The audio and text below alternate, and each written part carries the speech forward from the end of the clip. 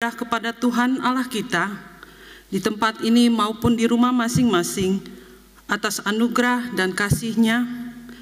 Untuk itu jemaat dipersilahkan berdiri dan bersama kita menyanyikan lagu pembukaan dari KJ 2 bait 1 dan 2.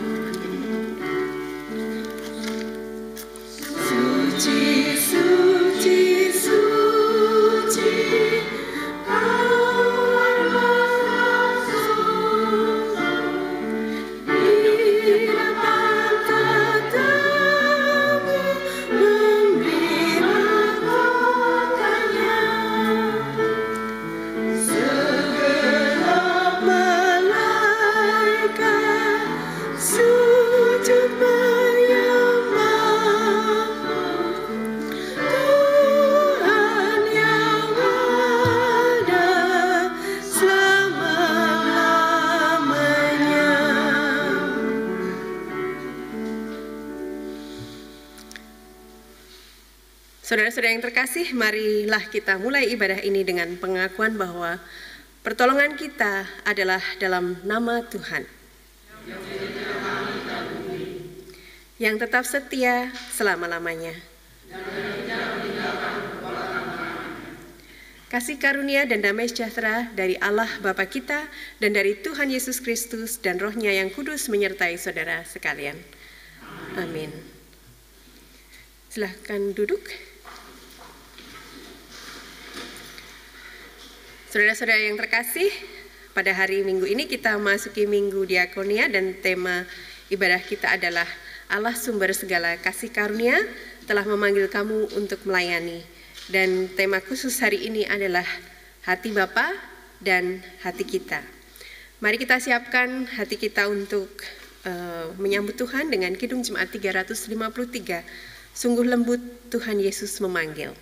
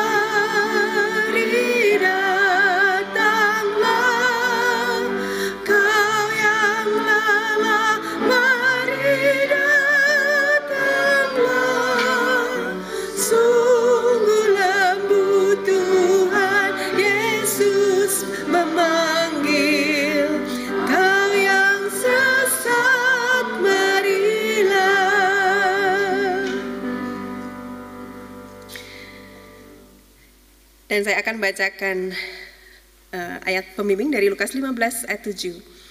Aku berkata kepadamu, demikian juga akan ada sukacita di surga, karena ada satu orang berdosa yang bertobat, lebih daripada sukacita, karena 99 orang benar yang tidak memerlukan pertobatan. Saudara-saudara, mari kita datang kepadanya dengan pengakuan dosa. Broeders en zusters, laten wij in berouw en verlegenheid en alle nederigheid samen onze zonden voor hem belijden. Wij bidden. Ja, hoogheilige God en Vader, die vol van liefde zijt, wij belijden voor u, zoals wij ook belijden voor elkaar, dat wij gezondigd hebben in gedachten, woorden en werken, als ook tekort geschoten zijn in het goede te doen. We belijden dit voor u.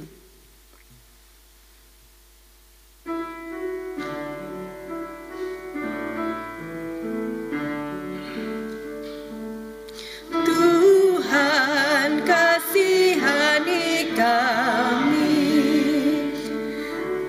Kristus, kasihani kami. Tuhan, kasihani kami. Al onze tekortschieten als gelovige mensen die gij geheiligd hebt in deze wereld, die zwakheid van onze geloof, de ontrouw en de geslotenheid en de onduidelijkheid in ons getuigenis, onze overtredingen en onze zwakheid belijden we voor u. Tuhan, kasihani kami. Kristus, kasihani kami. Tuhan, kasihani kami.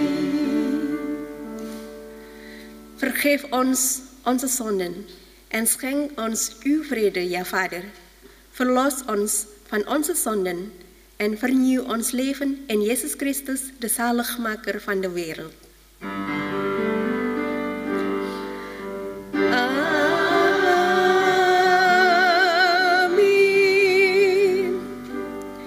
Mari dengan sepenuh hati lagi kita memuji Tuhan, mengakui dosa kita, meski tak layak diriku.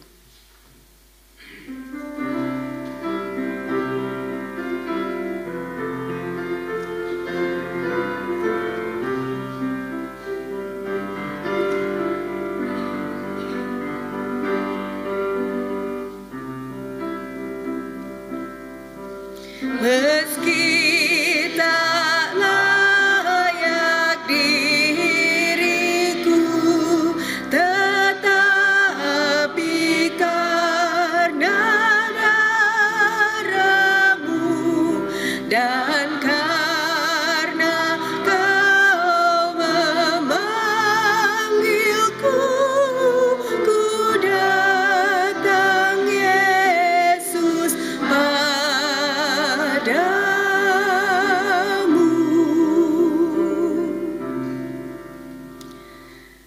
Broeders en zusters, indien wij onze zonden belijden, is Hij getrouw en rechtvaardig, zodat Hij al onze zonden en schuld vergeeft en ons heiligt van al onze ongerechtigheid.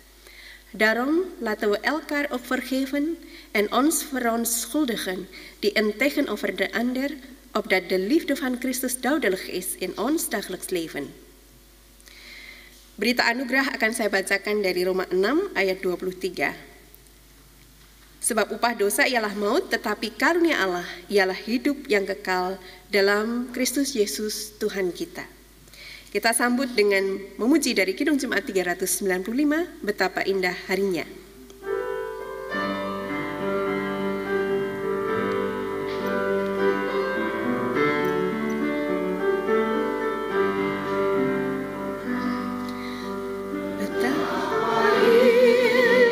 Harinya saat ku pilih menebus, alangkah sukacitanya ku memberitakannya terus. Indahlah harinya Yesus membasuh dosaku. Ku diajari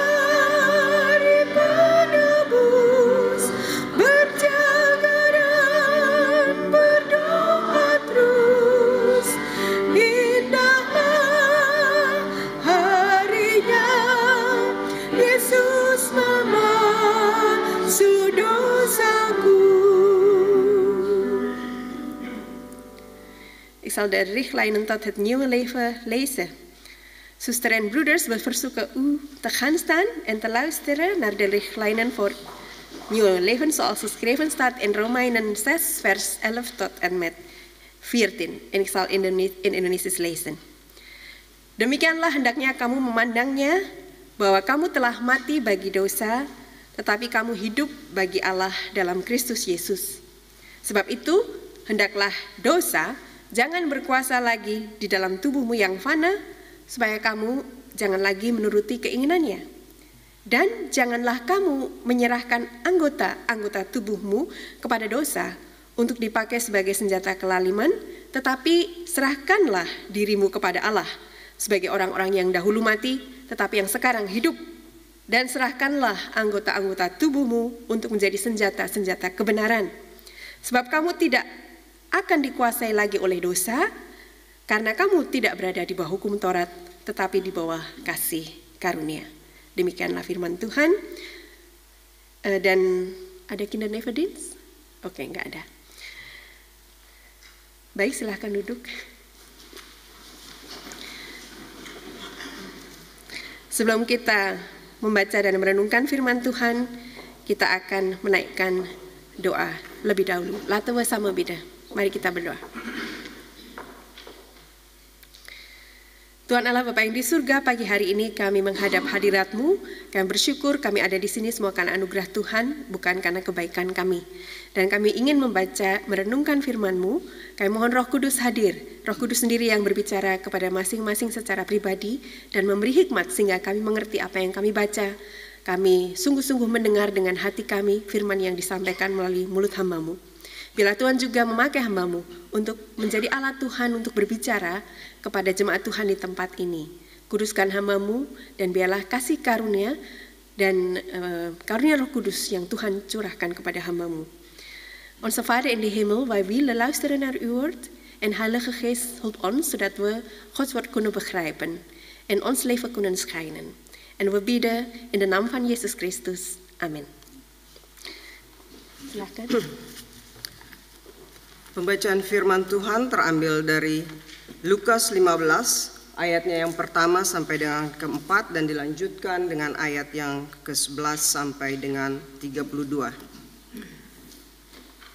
Para pemungut cukai dan orang-orang berdosa biasanya datang kepada Yesus untuk mendengarkan Dia.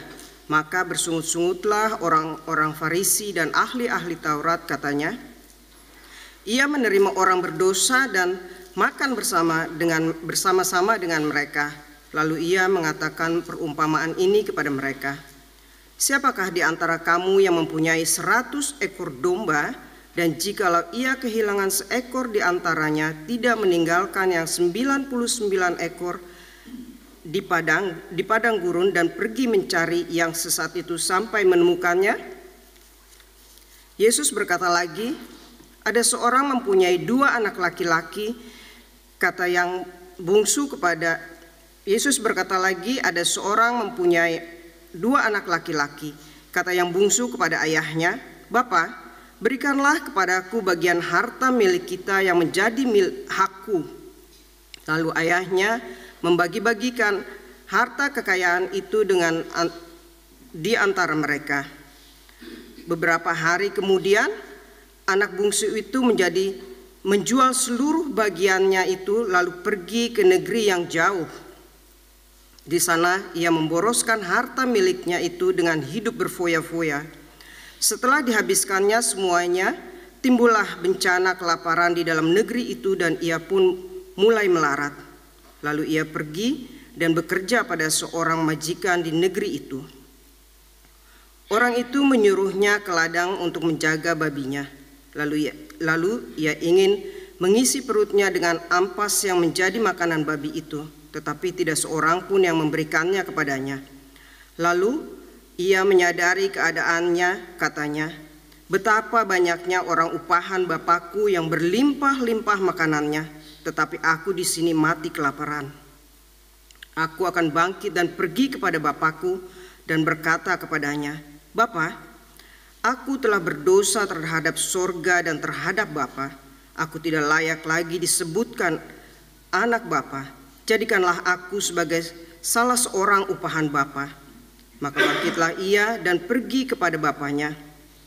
Ketika ia masih jauh, ayahnya telah melihatnya, lalu tergeraklah hatinya oleh belas kasihan. Ayahnya itu berlari mendapatkan dia, lalu merangkul dan mencium dia. Kata anak itu kepadanya, "Bapa, aku telah berdosa terhadap surga dan terhadap Bapa.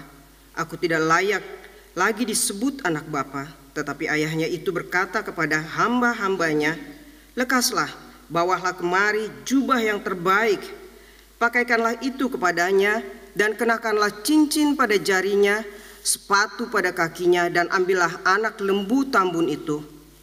Sembelihlah dia, dan marilah kita makan dan bersuka cita, sebab anakku ini telah mati dan menjadi hidup kembali. Ia telah hilang dan didapatkan kembali." Maka mulailah mereka bersukaria. Tetapi anaknya yang sulung berada di ladang, dan ketika ia pulang dan dekat ke rumah, ia mendengar bunyi seruling dan menyanyikan nyanyian tari-tarian. Lalu ia memanggil salah seorang hamba dan bertanya kepadanya, "Apa arti semuanya itu?" Jawab hamba itu, "Adikmu telah kembali dan ayahmu telah menyembelih anak lembu tambun. Karena ia mendapatnya kembali dengan sehat, maka marahlah anak sulung itu dan ia tidak mau masuk. Lalu ayahnya keluar dan berbicara dengan dia. Tetapi ia menjawab ayahnya, katanya, 'Telah bertahun-tahun aku melayani Bapa dan belum pernah aku melanggar perintah Bapa. Tetapi kepadaku belum pernah Bapa memberikan seekor anak kambing untuk bersuka cita dengan sahabat-sahabatku. Tetapi baru saja datang anak Bapa yang telah memboroskan harta kekayaan Bapa bersama dengan para pelacur. Maka Bapa menyembelih anak lembu tambun itu untuk dia.' Ketika ayahnya berkata kepadanya, kata ayahnya kepadanya, 'Anakku, engkau selalu bersama-sama dengan aku, dan segala kepunyaanku adalah kepunyaanmu. Kita patut bersuka cita dan bergembira karena adikmu telah mati dan menjadi hidup kembali. Ia telah hilang dan didapatkan kembali.' Demikian firman Tuhan. Aldus het woord van de Heer, lof zij u Christus, halleluja. Halleluja, halleluja, halleluja.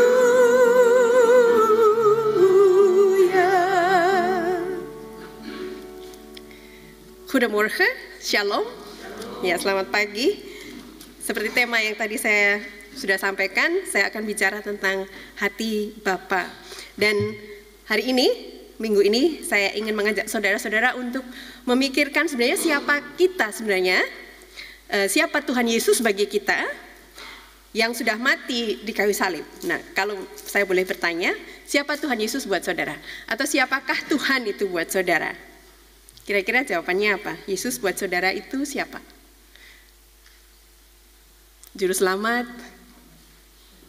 penebus dosa, juru selamat, sama apalagi selain itu? Bapa, ya, apalagi? Gembala, gembala yang baik. Mungkin sahabat atau apapun, ya, bisa macam-macam jawabannya. Mungkin juga sebagai pengikut Yesus kita juga mungkin berkata, "Oh, ya, saya anak Allah." Nah, kalau kita anak Allah, seperti apa anak itu? Anak Allah itu seperti apa? Nah, seperti apa sih yang disebut anak Bapa, anak Allah Bapa itu? Nah, mari kita perhatikan atau mari kita renungkan cerita dari dua anak-anak dari seorang Bapa, ya, yang Bapa sungguh-sungguh kasih. Dua anak dengan Bapa yang penuh kasih. Dan ini adalah perumpamaan yang Tuhan Yesus sampaikan di Lukas 15 ayat 11 sampai 32 tadi. Sebelum Tuhan Yesus menceritakan perumpamaan ini, kita lihat konteksnya yang disebutkan di ayat 1 sampai 4. Tadi kita juga sudah baca ayat 1 sampai 4 ya. Konteksnya apa? Di situ siapa saja yang hadir di situ? Ada orang Farisi, ya kan? Kemudian ada guru-guru Injil, tapi juga ada orang-orang berdosa yang sedang bersama-sama dengan Yesus, orang-orang berdosa yang menerima Dia, yang mau mendengarkan Tuhan Yesus. Dan orang-orang berdosa ini juga makan bersama-sama dengan Tuhan Yesus. Jadi pendengar Tuhan Yesus kita bisa bagi menjadi dua kategori. Orang yang hadir untuk mendengarkan cerita ini ada dua grup. Ya. Grup yang pertama adalah mereka yang berdosa. Kemudian yang kedua adalah orang yang merasa dirinya benar atau rohani gitu ya. Nah, kemudian ada murid-muridnya juga ada hadir di situ. Kemudian dalam cerita Yesus tentang anak yang hilang ini judulnya anak yang hilang, tapi kalau saya boleh ganti sebenarnya anak-anak yang hilang, dua anak yang hilang. Ada tiga pemain utama dalam cerita ini yang nanti kita bahas, karena tiga peran ini sebenarnya adalah menggambarkan siapa saja yang hadir hari itu juga, pendengar Yesus juga. Nah saudara, mari kita lihat yang pertama adalah anak bungsu. Anak bungsu yang meminta apa tadi? Warisan ya, meminta warisan dari ayahnya. Nah, saudara, mungkin kalau zaman itu dan mungkin juga di Indonesia ya, kalau mengerti ada anak minta warisan dari orang tuanya, artinya apa? Ya, anak yang kurang ajar ya. Nah, tapi sebenarnya waktu dia minta warisan diberikan oleh ayahnya, tapi yang menerima, yang diberikan itu bukan cuma satu anak, tapi dua anak. Jadi dua anak sebenarnya sama-sama menerima warisan itu. Nah, mari kita perhatikan baik-baik ayat yang kita baca tadi ya. Ada dua hal yang penting yang perlu kita perhatikan di sini. Yang pertama, budaya Yahudi waktu itu. Kalau warisan diberikan itu harusnya orang tuanya sudah mati semua, meninggal semua. Tapi ini ayahnya masih hidup, mereka udah minta warisan, udah menerima warisan. Nah terus waktu yang kedua, waktu si bungsu meminta, kemudian diberikan, orang Yahudi udah tahu apa artinya itu. Artinya dia sudah menganggap ayahnya sudah mati, mati buat dia gitu ya. Nah ini anak yang apa kalau bahasa Indonesia kayak maling kundang gitu ya, anak yang menolak orang tuanya ya. Nah, karena ayahnya masih hidup tapi dianggap sudah mati. Yang kedua, warisan itu sudah dibagi menjadi dua, kemudian diterima oleh dua anak. Dengan kata lain, si sulung juga menerima meskipun dia diam aja. Si bungsu juga menerima, si sulung juga menerima. Kalau saudara lihat di ayat 12b itu dibagi menjadi dua dan dua anak sama-sama menerima warisan itu. Dengan kata lain, meskipun si sulung ini diam-diam saja, tapi dalam hatinya juga sama dengan anak bungsu tadi. Isi hatinya sama sebenarnya. Ya, cuman dia diam, nggak berani ngomong. Kalau yang bungsu ngomong, minta. Jadi Tuhan Yesus di sini sebenarnya ingin mengatakan bahwa anak bungsu dan anak sulung itu sebenarnya sama-sama menganggap ayahnya sudah mati. Sama-sama ingin mendapat warisan padahal ayahnya masih hidup. Nah bedanya adalah setelah beberapa hari kemudian si bungsu ini pergi meninggalkan ayahnya, menjual hartanya yang sudah diberikan tadi, pergi jauh-jauh dari bapaknya. Artinya apa? Nggak cuma menganggap bapaknya mati, dia pengen lari jauh dari bapaknya, menolak otoritas bapaknya, menolak segala sesuatu yang berhubungan dengan bapaknya, mau ngikutin maunya sendiri. Aku mau mengatur hidupku sendiri, apa yang aku mau.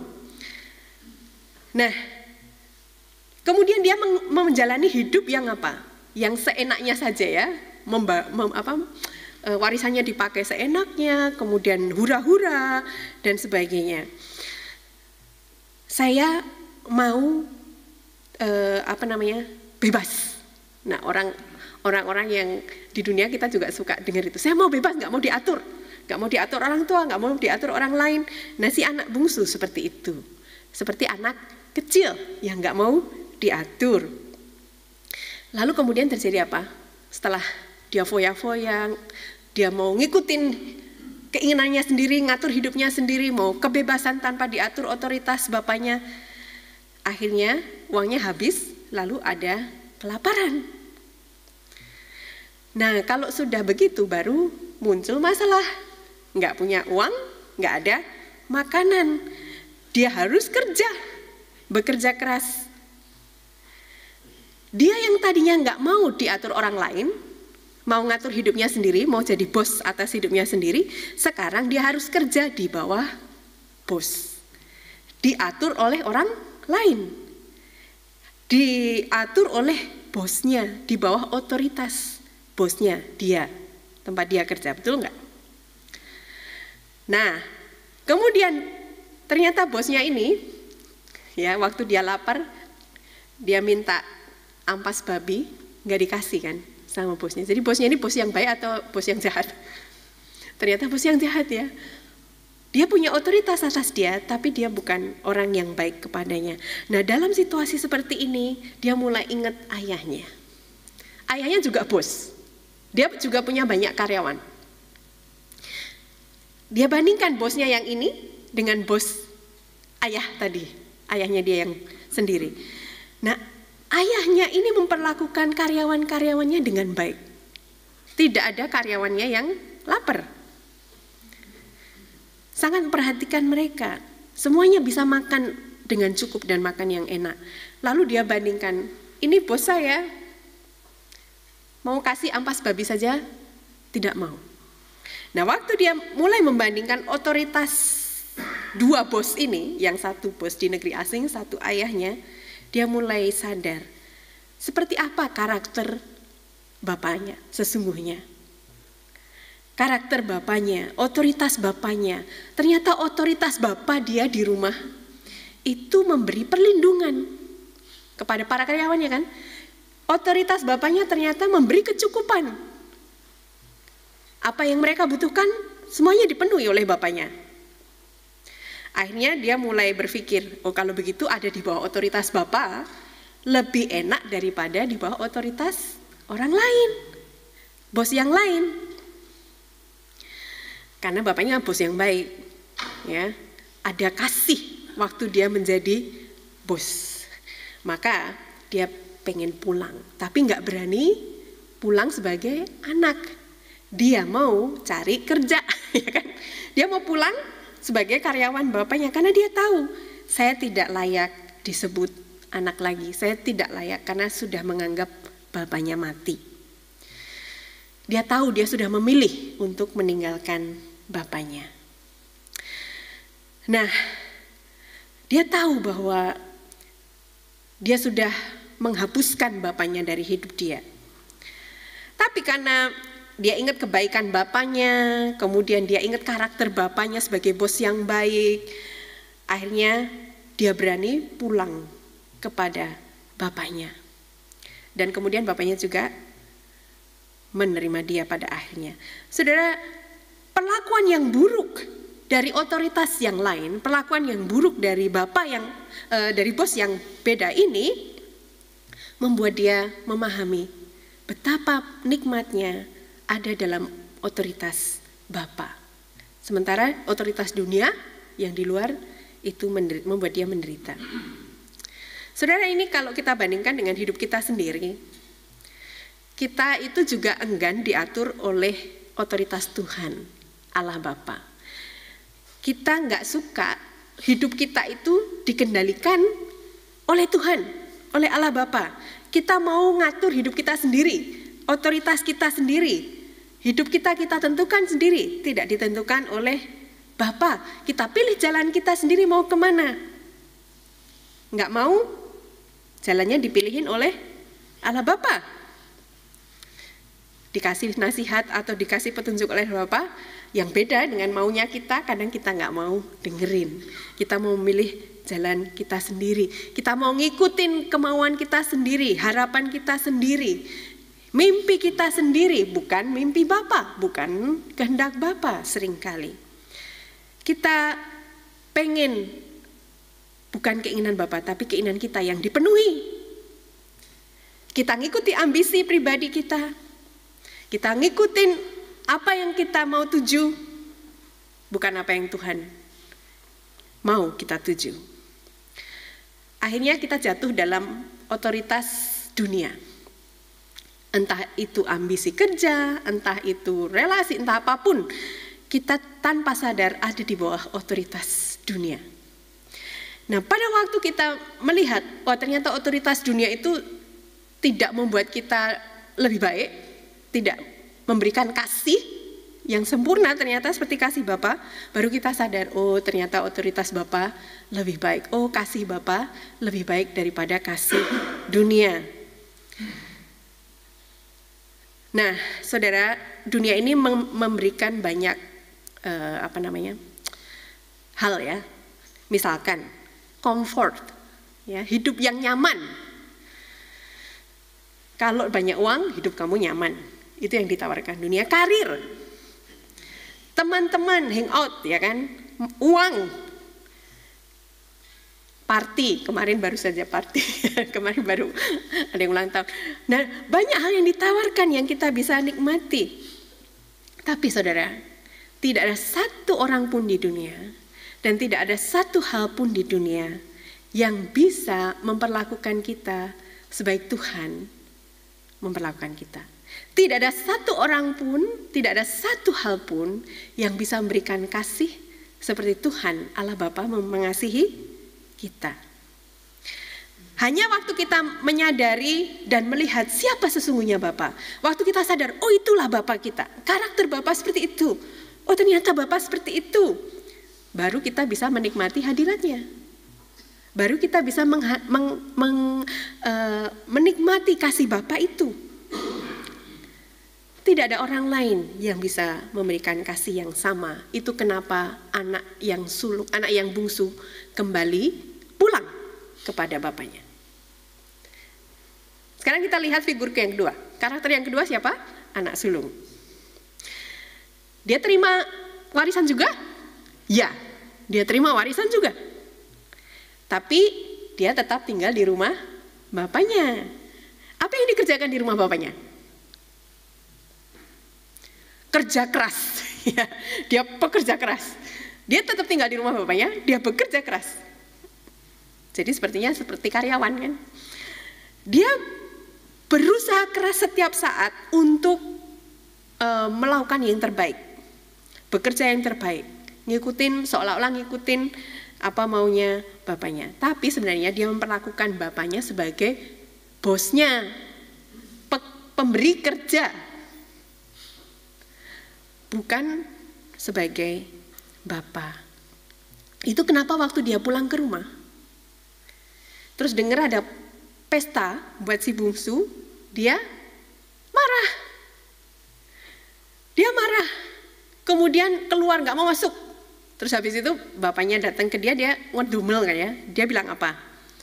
Bapak ini, aku nggak pernah dipestain. Bahkan satu anak kambing pun nggak pernah dikasih kepadaku. Sementara itu anak yang bungsu itu, yang kurang ajar itu, pulang dikasih pesta besar. Nah, saudara, mari kita perhatikan di sini. Apakah keluhan dia itu benar sebenarnya? Bapak nggak pernah ngasih aku anak kambing untuk pesta. Nah, itu semua warisan yang diberikan itu kapan diberikannya? Dia sudah terima belum? Sudah. Kenapa dia bilang satu anak kambing pun nggak pernah diberikan? Jadi dia sebenarnya juga tidak melihat. Ya, anak yang sulung ini mungkin agak lupa ingatan, ya, atau dia buta. Dia tidak melihat siapa bapaknya. Dia tidak melihat apa yang bapak kerjakan dalam hidupnya. Sebenarnya bapaknya sudah memberikan semuanya. Semua yang dimiliki oleh bapaknya itu sudah diberikan kepada dia. Tapi dia berpikir, satu anak kambing pun belum pernah diberikan kepadaku. Dia nggak bisa menikmati apa yang bapaknya berikan. Dan dia melihat bapaknya itu seperti bos yang kejam, yang nyuruh dia kerja keras. Dia tidak mengenal siapa bapaknya. Dia tidak mengenal posisi dia sebagai anak, karena sudah menganggap bapaknya mati juga sebenarnya.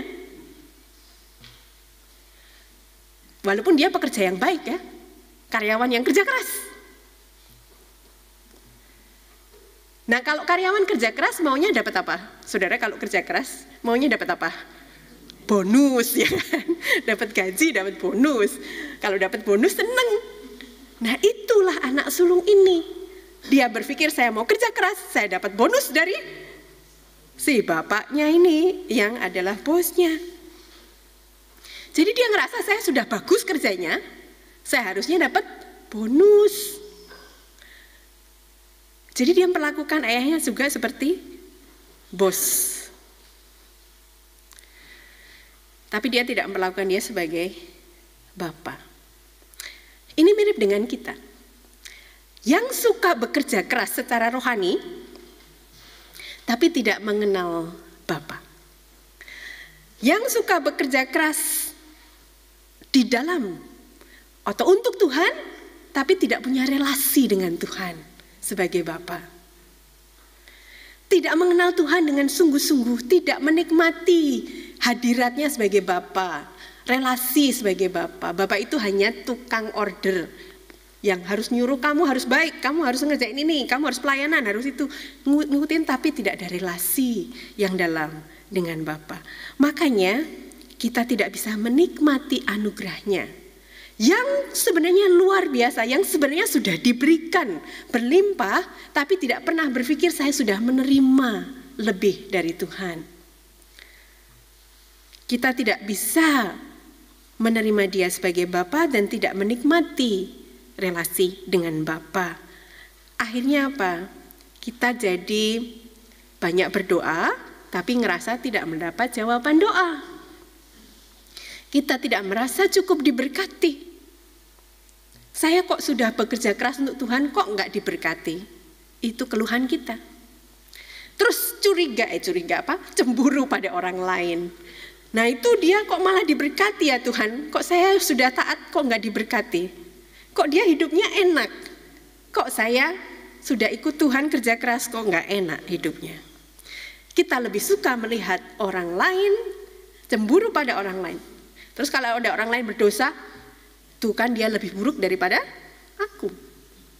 Aku ini orang Kristen yang lebih baik, dia lebih buruk. Dalam hati mungkin. Terus kalau orang yang buruk ini diberkati Tuhan, kita jadi marah sama Tuhan. Kita jadi cemburu pada Tuhan. Apalagi kalau dia datang kepada Tuhan ya, ke gereja, nangis-nangis. Nangis-nangis. Enggak layak nangis-nangis ya.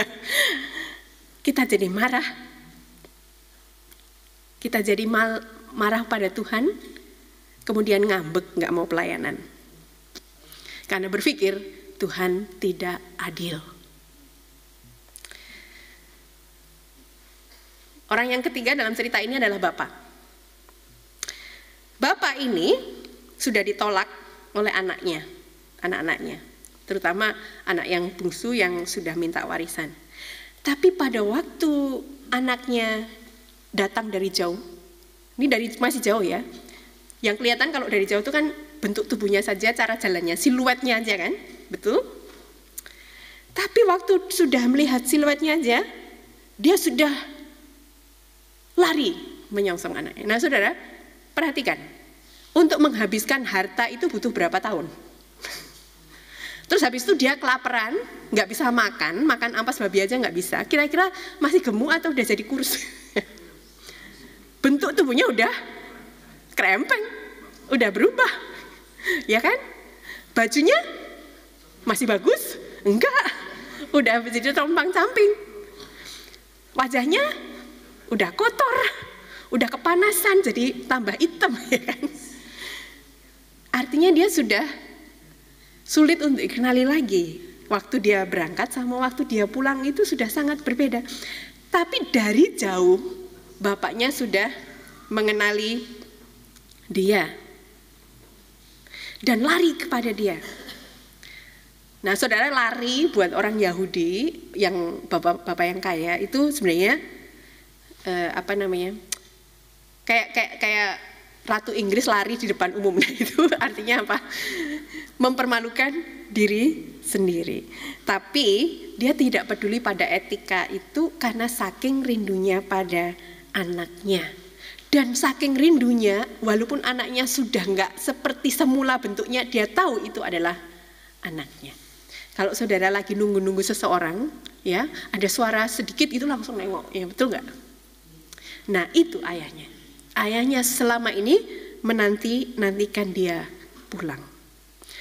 Rasa rindunya, emosi dia itu yang rindu, berharap anaknya pulang, itulah yang membuat dia menyambut anaknya.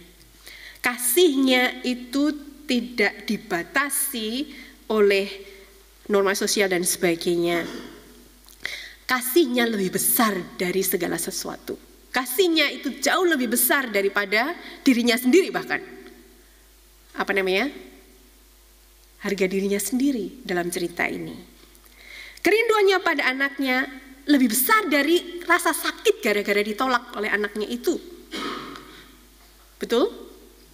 Rasa sakitnya dia tidak perhatikan karena kasihnya lebih besar. Dari jauh sudah mengenali, bahkan kemudian mencium. Anaknya bau belum mandi, cium ya. Langsung dicium, langsung dipeluk. Nah, saudara, inilah kasih Bapa kepada kita. Bahkan bukan cuma dicium, walaupun anaknya masih kotor bau, dikasih apa? Cincin. Kasih cincin, kasih baju jubah yang bagus. Nah, cincin ini simbol apa?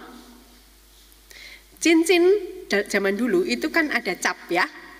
Artinya itu cap keluarga kan? Ya, kalau dikasih cincin itu artinya dia dianggap sebagai ahli waris. Dia dianggap sebagai anak. Artinya itu simbol kamu tetap anakku. Itu yang Bapak ini mau katakan. Bagi sang ayah, si anak yang sudah meninggalkan dia, si anak yang sudah menolak dia, tidak mau menjadikan dia bapa, itu tetap anak yang dia kasih. Bapak itu terluka waktu ditolak, tapi kasihnya yang lebih besar membuat dia menyambut anaknya yang pulang ini. Anak yang mati, kalau dia menganggap bapaknya mati, berarti anaknya akan juga mati toh. Anak yang mati ini sudah kembali hidup, artinya menjadi anak lagi. Itu kenapa kemudian dia bersuka cita membuat pesta besar. Karena anak yang mati hilang, hidup kembali. Tapi kemudian si sulung marah, gak mau masuk rumah, gak mau lihat ayahnya. Yang dilakukan ayahnya apa? Waktu si sulung marah, diam aja, biarin aja lah dia ngambek gitu. Enggak, ayahnya datang kepada dia. Siapa di Indonesia kalau anaknya marah, ayahnya datang ke anaknya? Biasanya anaknya minta maaf kepada ayahnya kan? Ini ayahnya ngalah datang kepada anaknya. Dia datang kepada anaknya, bicara dengan dia, mendengarkan dia. Dia pun masih ngomel-ngomel sama ayahnya ya. Tapi ayahnya mau menjelaskan, mau menunjukkan kasihnya juga kepada si anak sulung ini. Nah, saudara, waktu dia mengatakan bahwa semua yang saya miliki, itu kamu juga miliki. Kamu bisa nikmati. Itu kehendak Bapa buat kita juga. Kita perlu menikmati, belajar menikmati berlimpahnya karunia Tuhan, kasih Tuhan yang berlimpah itu. Ayah itu juga mengasihi anak yang sulung ini. Dia juga mau mengerti hati dan mau anak sulung ini juga mengerti hatinya untuk dia. Kasihnya kepada dia. Nah, gambaran Bapa dalam cerita ini adalah gambaran Tuhan Yesus yang mengasihi bukan cuma mereka yang berdosa, yang sudah meninggalkan Tuhan dan mau kembali, tapi juga dia mengasihi orang Farisi ya. Dia mengasihi para ahli Taurat yang merasa dirinya benar, yang merasa dirinya sudah kerja keras secara rohani. Itu juga Tuhan kasihi. Tapi problemnya adalah, apakah kamu mau menerima kasih itu? Apakah kita mau menerima anugerah Tuhan? Yesus memanggil semua orang, semua grup yang hadir hari itu untuk menerima kasih Bapa. Untuk mengerti kasih Bapa. Kasih yang sama yang dia punya untuk anak sulung dan anak bungsu. Tuhan memanggil mereka yang berdosa maupun orang yang merasa dirinya sudah rohani dan benar untuk melihat kebaikan dan kasih Tuhan. Yesus datang itu untuk semua orang. Dia mau mati di kayu salib untuk semua orang. Untuk saya dan saudara. Juga untuk orang-orang yang kita benci atau musuh kita. Apakah saudara mengenali Bapa? Apakah saudara mengenal dia sebagai Bapa bagi saudara? Yang sungguh-sungguh saya anak, dia Bapa.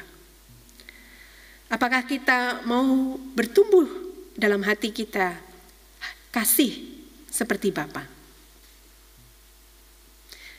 Bapa yang mengasihi semua orang, termasuk orang yang berdosa. Kalau memang betul, apakah kita mau mendengarkan dia? Apakah kita mau datang kepada dia seperti anak yang hilang datang kepadanya? Dan menyambut orang-orang yang berdosa yang datang kepadanya? Kalau kita seperti anak sulung, apakah kita juga mau menerima kasih yang sama? Mari kita berdoa. Tuhan, terima kasih untuk kasih-Mu yang luar biasa sebagai Bapa bagi kami, tapi seringkali kami tidak mengerti kasih itu, bahkan menolak kasih itu. Kami memilih jalan kami sendiri, atau kami merasa kami sudah bekerja keras, tapi sesungguhnya dalam hati kami menolak Engkau. Kami menjadi religius atau aktif dalam pelayanan, tapi hati kami tidak punya relasi yang dalam dengan Engkau sebagai Bapa. Tuhan, ampunilah kami. Kami mau datang kepadamu, menerima Engkau sebagai Bapa kami, dan menikmati kasih yang sempurna, relasi yang sempurna dengan Engkau kembali. Kami bersyukur untuk firman-Mu hari ini, dan kasih-Mu yang luar biasa itu. Kami berdoa dalam nama Tuhan Yesus Kristus. Amin. Laten we nou zingen met onze harten. Kom tot de Vader. Datang kepada Bapa.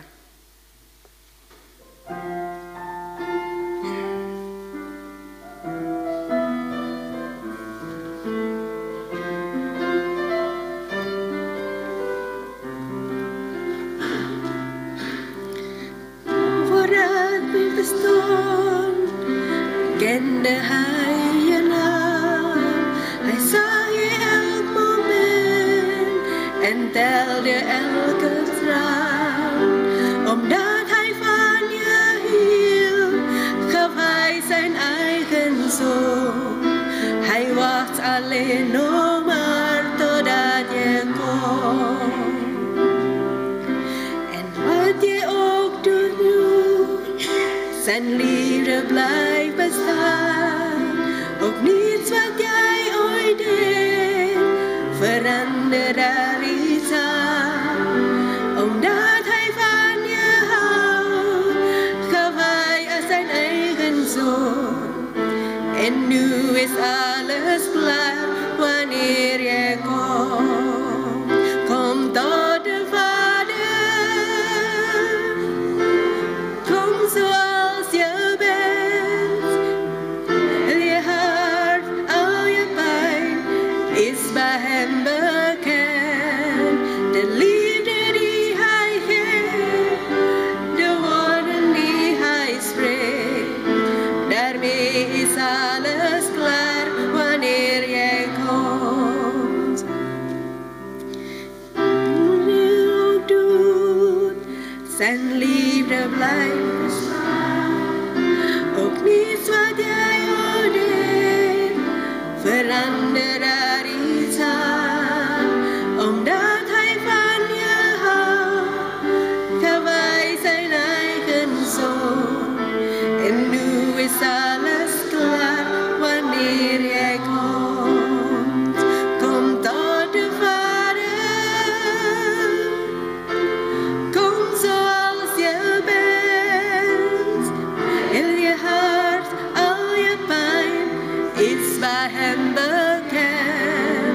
Den liefde die hij geeft, de woorden die hij spreekt, daarmee is alles klaar wanneer je komt.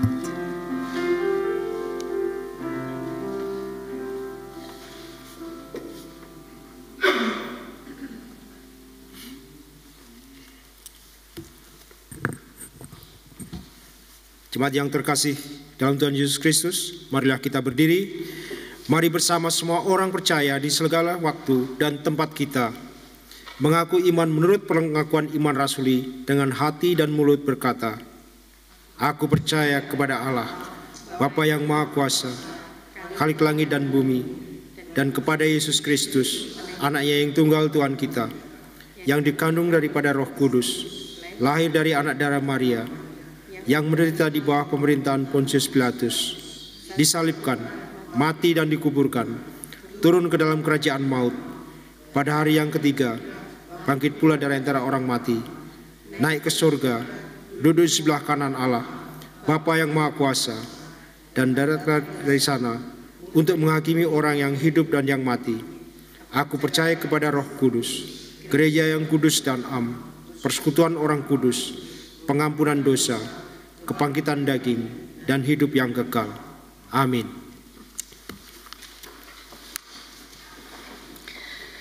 Saudara, kita akan menaikkan doa syafaat kita. Ik zal in het Indonesisch bidden en daarna bidden we samen in het Nederlands Onze Vader. En het einde gaan we zingen vanaf Karena Engkaulah.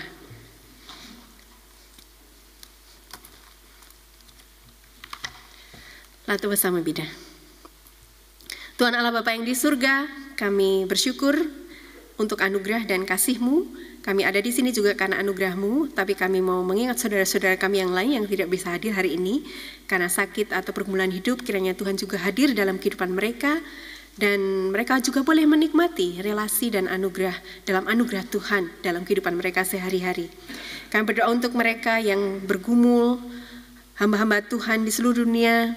Biarlah Tuhan juga menyertai pelayanan mereka, supaya mereka juga boleh membawa terang dan pengharapan baru bagi semua orang. Terutama untuk Indonesia, Belanda, Israel, kami berdoa supaya pemimpin kami Tuhan berkati, berikan hikmat, hikmat untuk mengambil keputusan yang terbaik, terutama untuk perdamaian dunia. Kami berdoa juga untuk mereka yang ada dalam peperangan, yang ada di bawah ketidakadilan, kekerasan, kemiskinan, atau dalam bencana alam, atau mereka yang kehilangan anggota keluarga, janda yatim. Kami berdoa biarlah Tuhan juga hadir dalam kehidupan mereka, memberi harapan yang baru setiap hari, dan juga hadir dalam kehidupan mereka melalui anak-anak Tuhan. Kebutuhan mereka juga Tuhan mulai penuhi. Kami berdoa untuk majelis sinode GPN, biarlah Tuhan juga berkati dan berikan hikmat, karunia rohani kepada mereka. Juga untuk ketua GPN, Pendeta Ida Patinama, keluarga, dan seluruh tim, biarlah Tuhan juga berkati dengan kasih, karunia, talenta, kekuatan yang baru, dan kemampuan untuk memimpin. Kami berdoa juga untuk para hamba Tuhan dan keluarganya yang melayani di GPN, majelis jemaat, semua mereka yang menjalankan fungsi kepemimpinan dan aktivitas di GPN, biarlah Tuhan juga berkati, terutama untuk semua yang ada di GPN Almere, Amsterdam, Zuidoost, Arnhem, Gelderland, Voorburg, dan Zwolle. Kami berdoa juga untuk mereka yang sakit, yang dalam proses kesembuhan atau pengobatan, Bapak Andre Sahitapi, Ibu Paula Beyer, Ibu Ade Marpaung, Ibu Yejamah Hulutte, Ibu dan Bapak Pardede, Ibu Sinta Sutesna, Ibu Truli Tanahatu, Bapak Wil Mostart, Bapak Adrian Simampau, Bapak Bob Nelwan, adik kami Rafael Vegard Alano Betalona, dan Ibu Giok Mukhtar. Biarlah Tuhan jamah tubuh mereka, Tuhan berkati, beri kekuatan yang baru, Tuhan berkati keluarga yang menolong dan merawat mereka, supaya ada selalu kekuatan dan sukacita yang baru tiap hari. Dan Tuhan pakai obat, tenaga medis juga untuk melayani, untuk memberi kesembuhan bagi mereka. Kami berdoa juga untuk saudara kami yang berulang tahun. Kami bersyukur untuk usia yang Tuhan boleh tambahkan bagi saudara kami Rosali Korenhevel, Masea dan Yeruel Purba, juga Ibu Giok Mokhtar.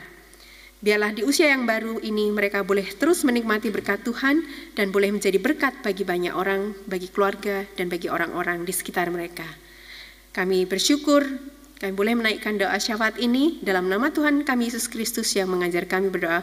Onze Vader, die in de hemel zijt, uw naam worden geheiligd, uw koninkrijk komen, uw wil geschieden, gelijk in de hemel als ook op deze aarde.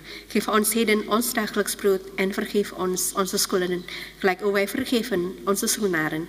En laat ons niet in verzoeking, maar verlos ons van de boze.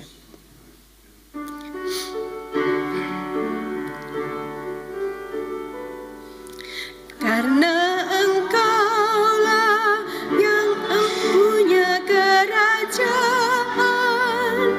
dan kuasa dan kemuliaan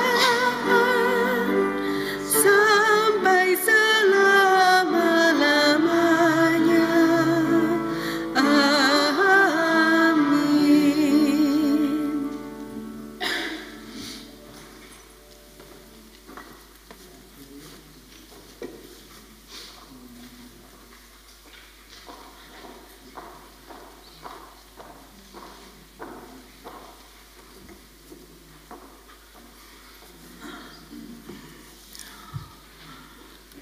Saudara yang kekasih, mari kita sama-sama memberikan persembahan kita hari ini yang akan kita bacakan secara berbalas-balasan.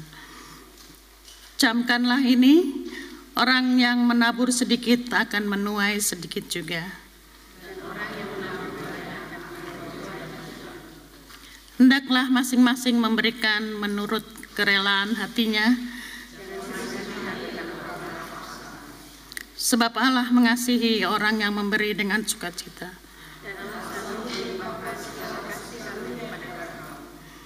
Supaya kamu senantiasa berkecukupan di dalam segala sesuatu. Sambil kantong persembahan diedarkan, kita menyanyi nomor 393, akan diedarkan 2 kantong, yang merah akan untuk pelayanan untuk gereja dan yang hijau untuk pelayanan diakonnya.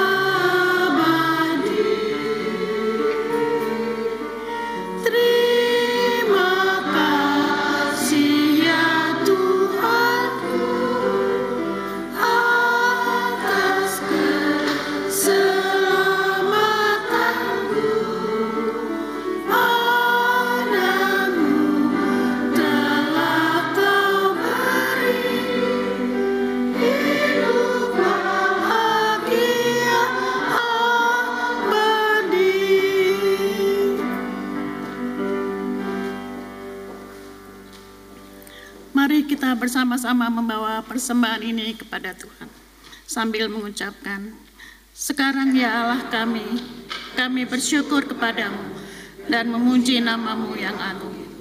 Sebab siapakah kami sehingga kami mampu memberikan persembahan sukarela seperti ini. Sebab daripada-Mulah segala-galanya dan dari tangan-Mulah sendiri persembahan yang kami berikan kepada. Ya Tuhan, terimalah syukur kami yang kami persembahkan kepada-Mu Yesus, Tuhan kami yang adalah sumber hidup dan berkat. Amin.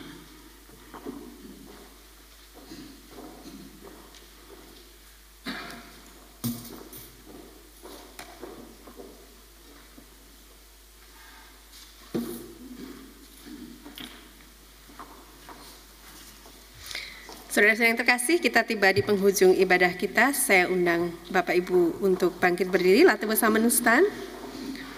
En we gaan samen zingen Abba Vader u alleen.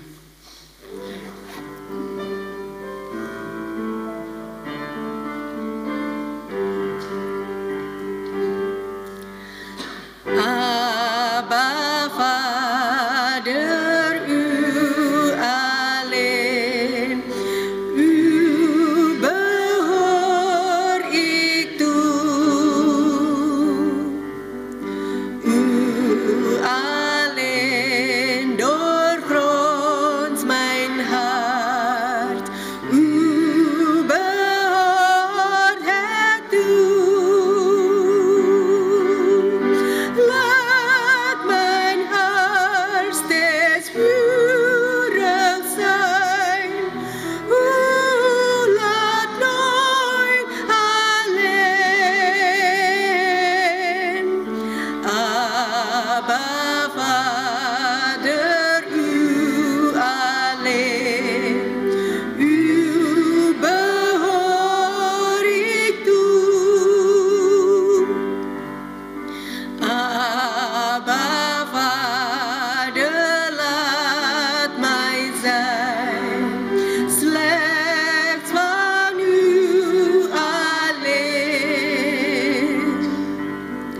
Dat mijn wil voor eeuwig zijn, u en anders geen. Laat mijn hart nooit koud zijn, Heer. Laat mij nimmer gaan. Abba Vader, laat mij zijn slechts van u alleen.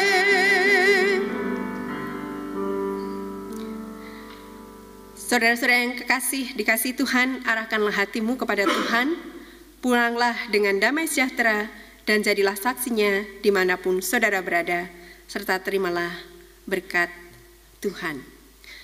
De Heer zegene u en behoede u, de Heer doet zijn aangezicht over u lichten en zij u genadig.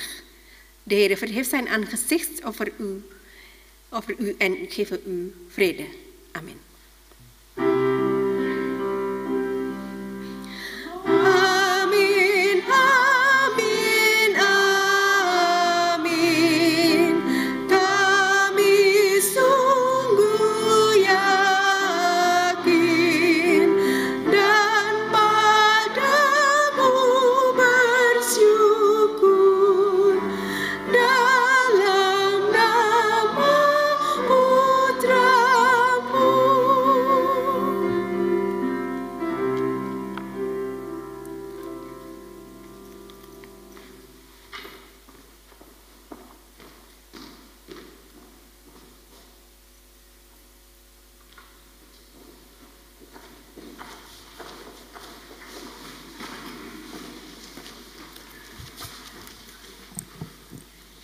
Warta Jemaat Minggu 3 November 2024.